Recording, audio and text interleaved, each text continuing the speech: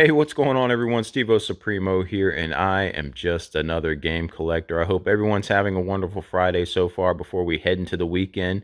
But I was thinking about a question the other day that I just wanted to answer here on a video, and that was what I would do if I actually had to sell my collection. Like, what steps would I go through? What would cause me to have to do it?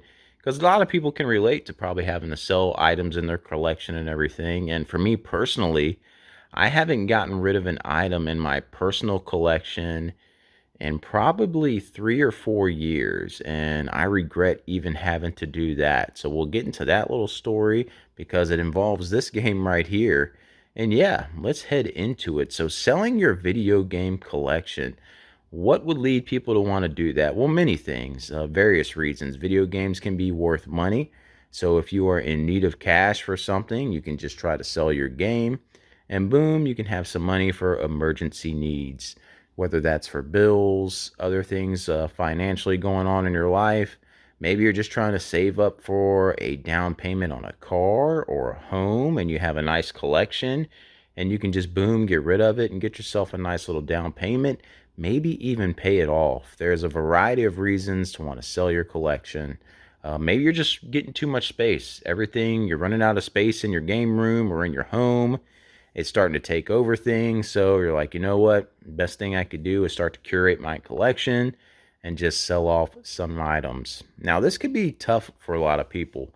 And I know for me, it could be pretty tough. You know, I'm showing off some items here in front of you right now because these games, these franchises, Xenoblade, Zelda, Metroid, Castlevania, and Dragon Quest, Dragon Warrior, Resident Evil, like all those are some of my favorite franchises of all times, the ones that I love the most, that they would have to be the last ones to go if I was going to get rid of something. I would do everything in my power to try to keep anything in those collections.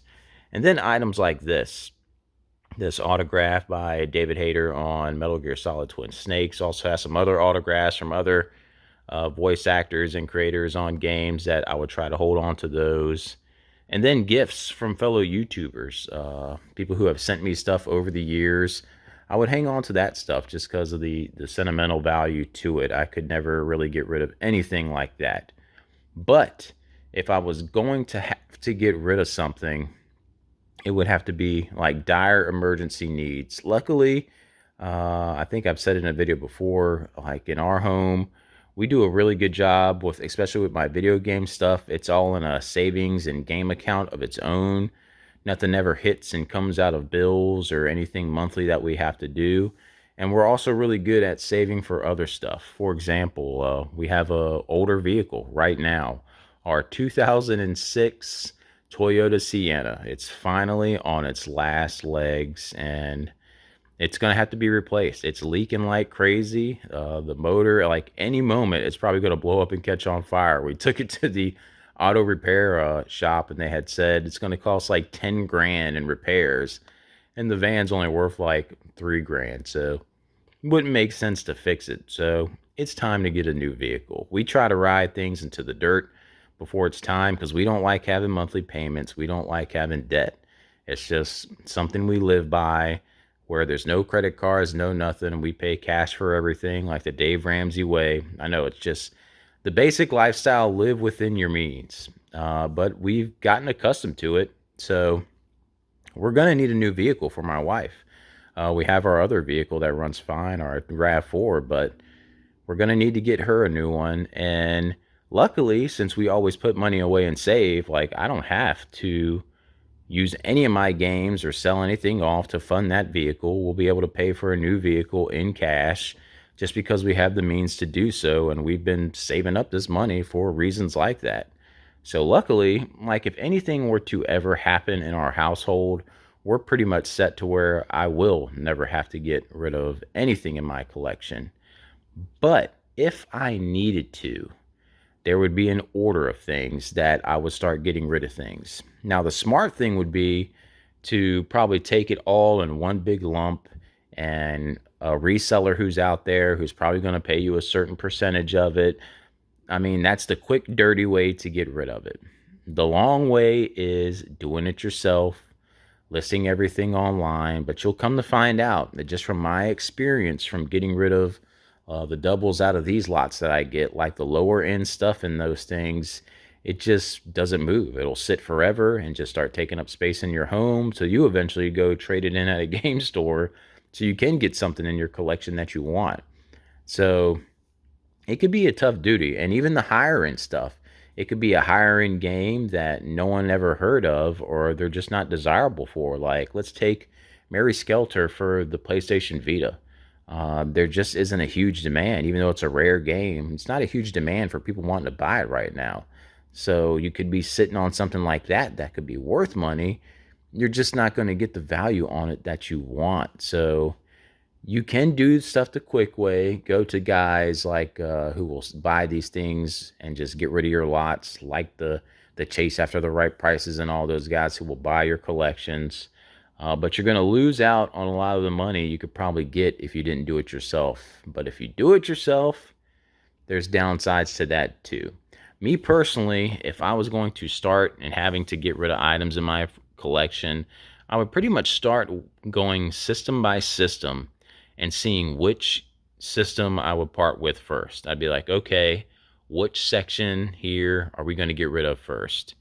And sorry for everyone if you're a fan of the console or everything. I'm a fan of every console, but I think the first one that would get the cut for me would be original Xbox. Original Xbox stuff would hit the cutting floor, and that would be gone. Secondly, thinking hard about it, it came down between a tie, and this is where it actually gets tough. The first one was easy. The second, I mean, every decision from here on out gets kind of tough. But I think the second thing I would get rid of is Xbox 360, just because, again, it's a system I loved. I spent a lot of time playing it. But again, I'd rather keep other collections first before that one. So 360 would get cut next.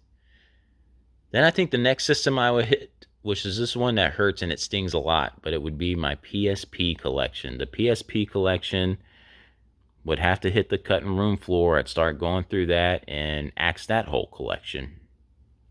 And then I would keep continuing on down the line. Like, what system would be next for me? What would be the next system or set of games that I'm going to get rid of? All the guides and everything like that. But the stuff that I love, it would be dead last. I would try to get rid of all this stuff last. And it stinks because probably a lot of this stuff has the most value in my collection. But yeah, it'd be these games, the stuff I love the most, and then probably a lot of the Nintendo stuff would be last. My NES collection, Super Nintendo I'd probably hang on to my GameCube till dead last, because that's the one that really means the most to me. So Super Nintendo would go first, Nintendo would go first, 3DS and all that stuff. Even my Switch games, I'd probably get rid of before the GameCube and hang on to that till last. But I'd kind of go in an order like that. And I told you guys, I haven't had to get rid of a personal collection item in a long time, and that I had a story about it from this game. This game, Dragon Warrior 3, is from Double Jump Video Games in Portland, or nearby Portland. And that's about a 5-hour drive from me. And one year we were going on vacation on the coast of Portland. And I was like, you know what? I want to go by Double Jump. And I saw that they posted this on their Instagram, that they had it available for sale. And I'm trying to get every Dragon Quest, Dragon Warrior game complete in box. So at the time, they had it priced around $300. And I was like, man, I had the money to pay for it out of pocket. I could have done that. But I had a game in my PS2 collection that I didn't really like. It wasn't a game that I'm a big fan of. So I was like, you know what? I'll go ahead and trade this game in towards this and basically do an almost even trade. And what game was that, you ask? It was Haunting Ground on the PS2. Yes, a big title that a lot of people seek out for their PlayStation 2 collection, especially if you're a survival horror fan. But guys, I played it.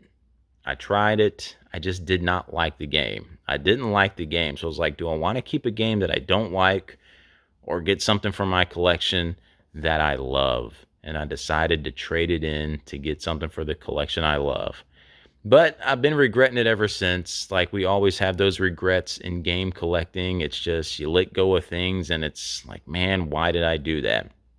And since then, 4 years ago, I haven't gotten rid of any of my personal collection for anything. It's always been out of pocket. I've been able to pay for it, and I've been blessed in that way, and it's been awesome. So, no more will anything be leaving my collection unless it really has to. And I don't know whatever the reason would be for me personally.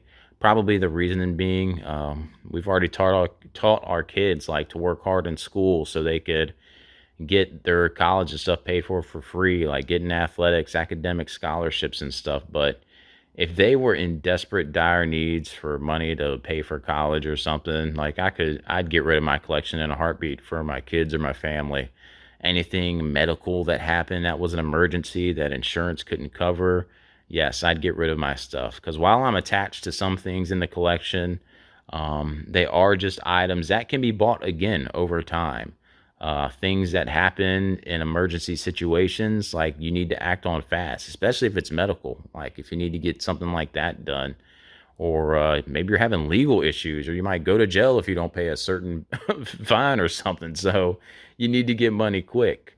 But yeah, if you need to use your collection for that stuff, there's no problems with me. The problems I have is if don't let yourself get into debt and everything over these games. That'll be a new video topic we'll cover about the addiction and stuff of game collecting and the troubles you can get in.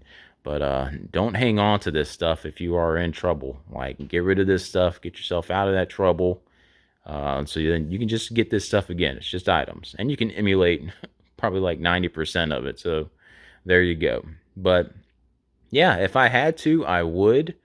It would sting, but yeah, there would be an order so where I could chop off the weakest stuff first to where it's not hurting so bad. But then, yeah, it'd get on to the harder stuff if need be. But again, hopefully, we'll never have to come to that, and it won't be my responsibility. It'll be my kids when it gets passed down to them. They can decide what happens to this stuff when I'm dead. So, what would you guys do if you had to sell your collection? What would make you sell your collection, and would you have a hard time? And what would hit the cutting room floor first? Let me know in the comments below, and I'll catch you guys in the next one.